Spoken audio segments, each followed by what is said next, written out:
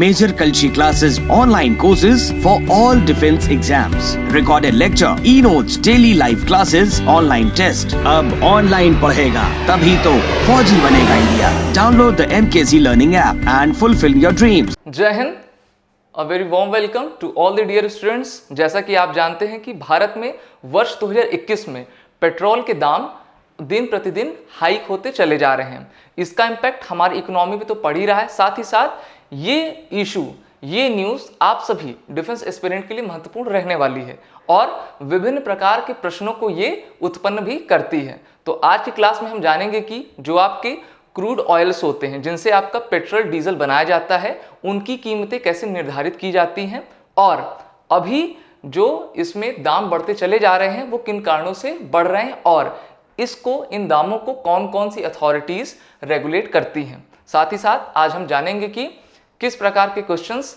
इस टॉपिक से आपके एग्जाम के लिए बन सकते हैं. तो चलिए शुरू करते हैं आज की क्लास और जानते हैं कि भारत में टैक्सेशन सिस्टम क्रूड ऑयल्स पे कैसा है. जैसा कि आप यहाँ पे स्लाइड पे देख रहे हैं कि India now has the highest taxes on fuel in the world. पूरे विश्व में भारत सबसे अधिक टैक्स इंपोज करता है. किस पे? आपके क्रूड ऑयल्स पे. क्रूड ऑयल्स दो प्रकार के होते हैं. एक आपका क्रूड ऑयल्स को कहते हैं हम आपका कच्चा तेल दो प्रकार के होते हैं. उससे हम पेट्रोल और डीजल दोनों ही बनाते हैं. अगर हम भारत में बात करें तो भारत में 138 करोड़ की आबादी है और सभी एक मिडिल इनकम ग्रुप के लोग हैं, जिनमें से अधिकतर पेट्रोल और जो हमारी फ्राइट्स होती हैं, यानी कि जो हमारे मालगाड़ियां होती हैं, उन सभी में डीजल का इस्तेमाल किया जाता है. तो दोनों का ही इम्पैक्ट हमारे जीवन पर पड़ता है और भारत सरकार के द्वारा टोटल 69% भारत में टैक्स इंपोज किया जाता है आपके पेट्रोल और डीजल पे, यानी कि ब्रेंट क्रूड ऑयल्स पे. दूसरे नंबर पे आपका इटली है जो 64%, तीसरे पे फ्रांस 63% और अगर हम सबसे लास्ट में देखें तो आपका अमेरिका है जो आपके क्रूड ऑयल्स पे 19% का टैक्स इंपोज करता है. और जब भारत 69% पेट्रोल और डीजल के बेस प्राइस पर 69% लगा देता है तो उसके दाम बढ़कर अभी जैसे आप देख रहे हैं उच्च स्तर पे पहुंच जाते हैं 90 रुपए से लेकर 100 रुपए तक.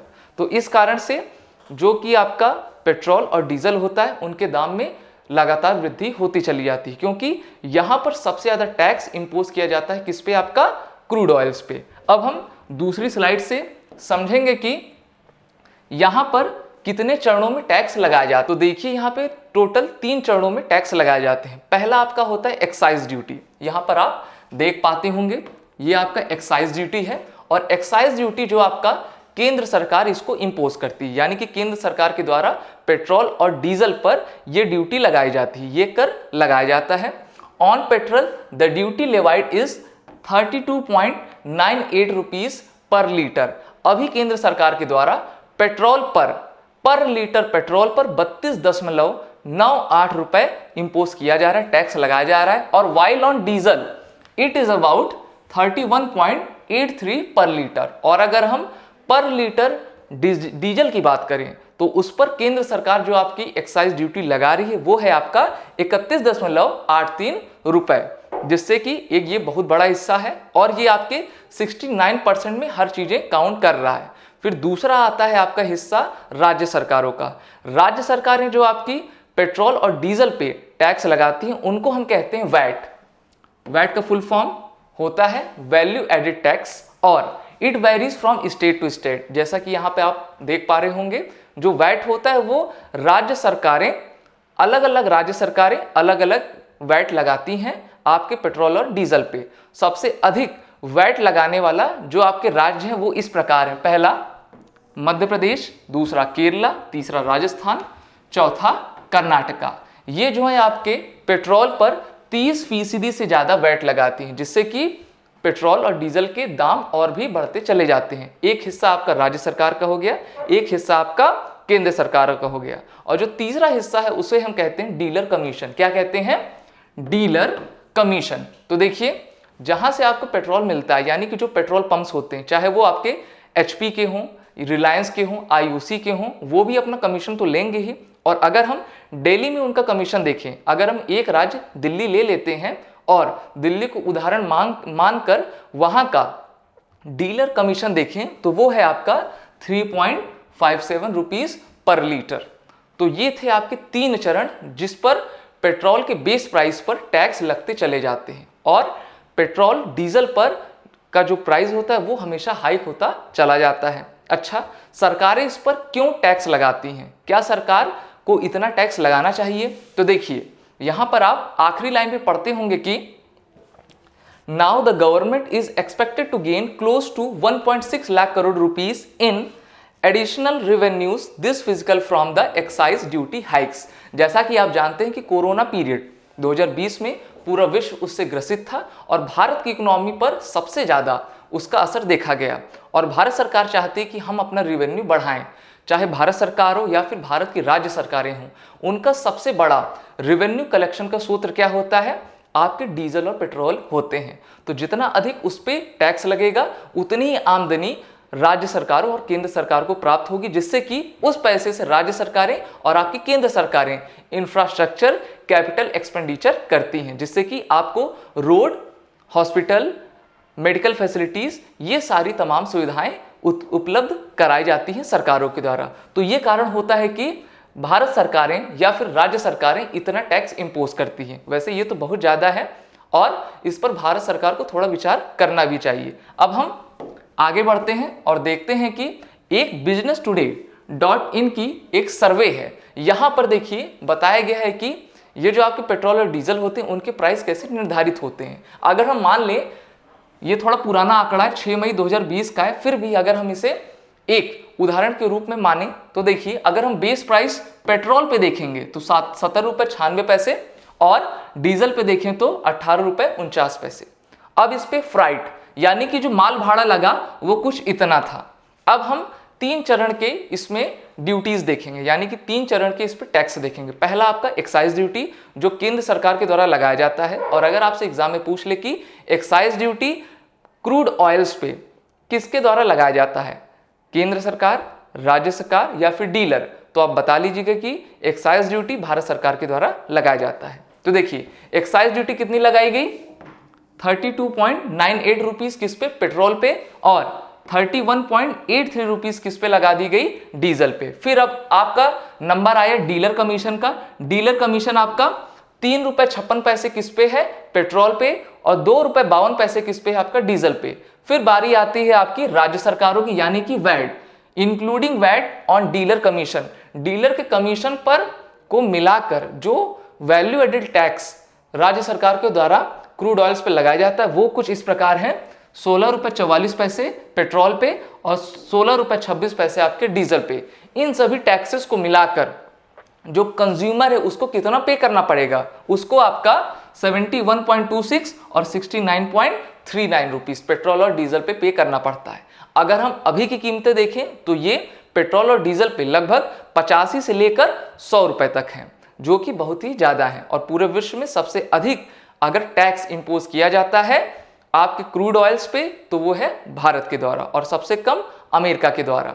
इसके कारण भी है क्योंकि भारत के पास फ्यूल कैपेसिटी स्टोर करने की नहीं है। वहीं अमेरिका, इटली, ये सब कनाडा, जो तमाम देश हैं उनके पास फ्यूल स्टोरेज की कैपेसिटी अधिक है, जिससे कि वहां की सरकारें सबसे कम टैक्स इंपोज करती हैं। अब हम आगे की स्लाइड के माध्यम से जानेंगे कि आगे की चीजें क्या है। तो देखिए यहां पर लिखा है why are petrol diesel prices rising. अभी के समय में पेट्रोल और डीजल की प्राइस क्यों बढ़ती चली जा रही है? Crude oil prices have Ryzen bye over 50% since अक्टूबर 2020। अक्टूबर 2020 से अगर हम अभी की तुलना करें तो 50% यानी कि 50% वृद्धि देखी गई है आपके पेट्रोल और डीजल पे। Compared 63.7 rupees per barrel in January 2020, it was 40.1 barrel in October. देखिए अगर हम पर बैरल की बात करें तो अक्टूबर में इसका दाम 40 रुपीस पर डॉलर था, और वहीं अभी इसका दाम कितना हो गया पर बैरल का? 63.7 rupees per barrel. Okay, dollar में है ये कीमतें। इस कारण से देखिए जो ग्लोबल मार्केट होता है वही डिसाइड करता है कि आपके पेट्रोल और डीजल के दाम क्या रहेंगे। और अभी हम देख रहे हैं कि पर बैरल पे जो अक्टूबर में दाम था वो 40 रुपीस पर डॉलर था, और अभी के परिप्रेक्ष्य में ये $63 है। तो इस कारण से डीजल और पेट्रोल में इसकी वृद्धि बढ़ती चली जा रही है। अब हम देखेंगे global crude oil prices. Crude oil का मतलब होता है कच्चा तेल। कच्चे तेल को जो हम फिर से फैक्ट्री में रिफाइन करके उसको हम पेट्रोल और डीजल बनाते हैं, जो हमारे काम का रहता है। Crude oil prices collapse in April 2020 due to falling demand in the pandemic. जैसा कि आप जानते हैं कि पूरे विश्व में मार्च के बाद से लॉकडाउन लग गया था और जो आपके ऑयल की डिमांड थी वो कम होती चली गई, जिससे कि ये भी एक कारण बना आपके ऑयल प्राइसेस के हाइक होने का। फिर मीनवाइल सऊदी अरबिया की oil producing country has voluntary cuts is daily output by 1 million barrels to 8.15 million. देखिए, जो आपका सऊदी अरबिया देश है वो पेट्रोल का सबसे बड़ा एक्सपोर्टर देश है और वो पहले 8.215 मिलियन बैरल को जो है प्रोड्यूस करता था, लेकिन कोरोना पैंडेमिक के बाद से उसने इसको कट करके 1 मिलियन कर लिया और इस कारण से जो आपका आउटपुट था सऊदी अरेबिया के द्वारा जो दिया जा रहा था वो काफी कम हो गया, जिस कारण से डिमांड तो अधिक था लेकिन सप्लाई नहीं हो पा रही थी। जब भी डिमांड और सप्लाई में फ्लक्चुएशन रहता है तो ये आपके प्राइस हाइक को जन्म दे देता है। तो ये था आपका, अगर हम वैश्विक दृष्टि से देखें तो एक कारण। फिर भारत में अगर हम देखें एट प्रेजेंट और बिगिनिंग ऑफ द 2020 कि भारत में पेट्रोल और डीजल की प्राइसें क्या थी, यानी कि भारत सरकार के द्वारा कितना टैक्स इंपोज किया जाता था। तो देखिए, in daily for instances state and central taxes amount around 180% of the price of petrol and base price of petrol and 141% base of price of diesel. अगर हम भारत में देखें तो भारत सरकार और राज्य सरकार के द्वारा दोनों को मिलाकर पेट्रोल की बेस प्राइस पर कुल 180% आपका टैक्स इंपोज किया जाता है, वहीं डीजल पर ये 141% बेस प्राइस डीजल पर टैक्स इंपोज किया जाता है, जिससे कि पेट्रोल और डीजल की प्राइसेस बढ़ती चली जाती हैं। देखिए यहाँ पे ग्राफ है आपका, ये पेट्रोल ये डीजल। अगर हम बिगिनिंग ऑफ 2020 देखें तो इस पे जो है सेंट्रल के द्वारा जो आपकी एक्साइज ड्यूटी थी वो लगभग 19 रुपए 98 पैसे थी और जब आपका जनवरी 2021 शुरू हुआ तो ये बढ़कर यानी कि लगभग 2 गुना बढ़कर 32.98 रुपीज हो गई पेट्रोल पे। वहीं डीजल पे अगर आप देखें तो पहले 15 रुपए 83 पैसे थी, अब ये बढ़कर 31 रुपए 83 पैसे हो गई। भारत सरकार इस पर टैक्स अधिक से अधिक क्यों लगा रही है? सबसे बड़ा कारण एक है कि कोविड-19 पीरियड था 2020 में, जिससे कि पूरा विश्व और साथ ही साथ भारत की अर्थव्यवस्था चरमरा सी गई। अगर हम अभी भारत की स्टैगफ्लेशन देखें यानी कि मुद्रास्फीति देखें तो वो अभी 7.83 है, जो कि सबसे अधिक है। और अभी 1 फरवरी 2021 में जो बजट आपका जारी किया गया था उसमें फिजिकल डिफिसिट कितनी थी आपकी? -9.83 थी। तो फिजिकल डिफिसिट वित्तीय घाटा अधिक था, भारत सरकार का रेवेन्यू अधिक से अधिक अर्जित नहीं हो पाया। इस कारण से भारत सरकार को लगा कि अगर हम पेट्रोल और डीजल पे अधिक और अधिक आपका टैक्स इंपोज कर देते हैं जो कि कुल 180% 141% है तो हमारे राजस्व में अधिक वृद्धि होगी। तो ये भी एक कारण है कि सेंट्रल और स्टेट सबसे अधिक आपके टैक्स इंपोज कर देते हैं। फिर हम देखेंगे कि द इम्पैक्ट ऑन इन्फ्लेशन। जैसा कि आप जानते हैं जब आपका पेट्रोल और डीजल के दामों में वृद्धि होगी तो ये महंगाई को जन्म देता है। जैसे कि जितने भी आपके खाने के सामान हैं, फल सब्जियां अनाज, वो सभी किस माध्यम से आते हैं? आपके ट्रक से आते हैं और ट्रक में आपका डीजल लगता है। डीजल में जब आपका 141% का टैक्स इंपोज कर दिया जाएगा उसके बेस प्राइस में, तो पेट्रोल की जो कीमतें हैं वो तो बढ़ जाएंगी और जो पेट्रोल की कीमतें उसको बियर कौन कर रहा है? आपका कंज्यूमर कर रहा है। तो अंततः जो आपका असर पड़ेगा वो कंज्यूमर पे यानी कि आप पर हम पर पड़ेगा और तो ये जन्म देगा आपके महंगाई पे। साथ ही साथ अगर हम रूरल एरियाज की बात करें यानी कि ग्रामीण इलाकों की, तो जो किसान हैं, अगर हम किसान की बात करें तो भारत में 50% पॉपुलेशन भारत की आपकी एग्रीकल्चर सेक्टर में काम करती है और ये जो 50% पॉपुलेशन है वो भारत के जीडीपी का 17 to 18% कंट्रीब्यूशन देते हैं। साथ ही साथ जो आपका रूरल इंडिया यानी कि ग्रामीण भारत है, वहां पे जो किसान हैं वो अपनी फसल डीजल इरिगेशन सिस्टम पर आधारित रखते हैं। अगर डीजल के दाम बढ़ते हैं तो वो किसान जो आपके डीजल आधारित इरिगेशन यानी कि सिंचाई करते हैं उन पर खासा असर पड़ेगा, और जिससे कि वो किस पर शिफ्ट हो जाएंगे, आपके मानसून की खेती पे। तो इन्फ्लेशन यहीं से आपका जन्म लेने लगता है।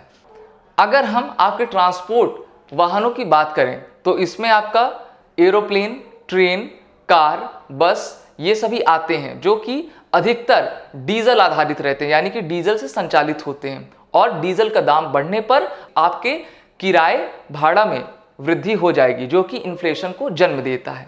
अब हम आगे आते हैं और कुछ अन्य तथ्य जानते हैं। देखिए अब आपके क्वेश्चंस आपके एग्जाम के पर्सपेक्टिव से कैसे बन सकते हैं। तो देखिए आप हेडिंग देख पाते होंगे कि यहां पर organization of the petroleum exporting countries, जिसको शॉर्ट फॉर्म में क्या कहते हैं, ओपेक कहते हैं। ओपेक का फुल फॉर्म क्या होता है, organisation of the petroleum exporting countries. आपसे ओपेक का फुल फॉर्म भी पूछा जा सकता है। ओपेक एक ऐसा संगठन है जिसमें आपके ऑयल प्रोड्यूसिंग कंट्रीज इसमें मेंबर हैं। अब हम जानेंगे कि ओपेक है क्या और ओपेक आपके एग्जाम के लिए कैसे महत्वपूर्ण रह सकता है। तो देखिए, the organization of the petroleum exporting countries is an intergovernmental organization of 13 countries. इसमें कुल कितने सदस्य हैं, 13 सदस्य हैं। ओके, ओपेक में आपके कुल 13 सदस्य हैं। फाउंडेड ऑन 14 सितंबर 1960, और ओपेक की स्थापना कब की गई थी, 14 सितंबर 1960 को की गई थी इन बगदाद। कहां पे की गई थी, Baghdad. By the first 5 members Iran, Iraq, Kuwait, Saudi Arabia and Venezuela. देखिए ओपेक के जो 5 प्रमुख फाउंडिंग मेंबर कंट्रीज हैं उनका नाम क्या है, Iraq, Iran, Kuwait, Saudi Arabia और Venezuela. It has since 1965 has been headquarter in Vienna, Austria. और 1965 से लेकर के बाद से इसका हेडक्वार्टर जो बनाया गया वो ऑस्ट्रिया के वीना में बनाया गया है। Although Austria is not a member of OPEC state, लेकिन देखिए ऑस्ट्रिया में इसका तो हेडक्वार्टर है एपेक का, लेकिन आपकी जो ऑस्ट्रिया है वो ओपेक की सदस्य बिल्कुल भी नहीं है। As of September 2018 the 13 member countries accounted for an estimated 44% of global oil production। देखिए ये जो आपकी ओपेक कंट्रीज हैं पूरे विश्व का 44% ऑयल प्रोड्यूस करती हैं। पूरे विश्व का 44% ऑयल एक्सपोर्टर कंट्रीज हैं। तो ये आपका जो ओपेक संगठन है वो सबसे अहम और सबसे बड़ा संगठन है आपके क्रूड ऑयल के मामले में। फिर हम आगे आते हैं। The current OPEC members are the following. इसका आप स्क्रीनशॉट भी ले सकते हैं। Algeria, Angola, Equatorial Guinea, Gabon, Iran, Iraq, Kuwait, Libya, Nigeria and the Republic of Congo, Saudi Arabia, United Arab Emirate जिसको हम यूएई भी कहते हैं, and Venezuela. Former OPEC members are Ecuador and Indonesia, Qatar. तो यहां पर आपके 13 countries दिए गए हैं जिनके नाम आप अच्छे से याद कर लीजिए, क्योंकि आपसे पूछा भी जा सकता है कि ये जो आपका ओपेक है उनमें जो 13 सदस्य हैं उनके नाम क्या है, या फिर पूछ ले क्वेश्चन के माध्यम से विच of the following is not the member of the OPEC. साथ ही साथ आप जानते रहिए ओपेक की स्थापना 14 सितंबर 1960 को की गई थी। इसका हेडक्वार्टर कहां पे आपके वीना, ऑस्ट्रिया में है, और इसके 5 आपके फाउंडिंग मेंबर कंट्रीज हैं। कौन कौन है, Iran, Iraq, Kuwait, Saudi Arabia और साथ ही साथ वेनेजुएला। ओके, वेनेजुएला आपके अमेरिका के बगल में है। अब बारी आती है क्वेश्चन की, और आज का क्वेश्चन आपके लिए कुछ इस प्रकार से है। तो देखिए आपको यहां पे जवाब देना है कि which of the following country is not the member of the OPEC. इनमें से कौन सी कंट्री ओपेक की मेंबर नहीं है। Option A Saudi Arabia, option B Austria, option C Qatar and option D Libya. अगर आपने आज की क्लास को अच्छे से पढ़ा होगा तो आसानी से आप जवाब दे सकते हैं। अपना जवाब आप कमेंट बॉक्स में दे दीजिए। साथ ही साथ मैं आपको बताना चाहूंगा कि मेजर वर्सी क्लासेस ने ऑफलाइन और ऑनलाइन दोनों ही क्लासेस स्टार्ट कर दी हैं। आप भी हमारे इंस्टीट्यूट का हिस्सा बन सकते हैं और अपना भविष्य भारतीय सेना में बना सकते हैं। तो आज के लिए इतना ही। जय Hind and wish you all the best. Major Kalshi classes, online courses for all defense exams, recorded lecture, e-notes, daily live classes, online test. अब online पढ़ेगा तभी तो फौजी बनेगा India. Download the MKZ Learning app and fulfill your dreams.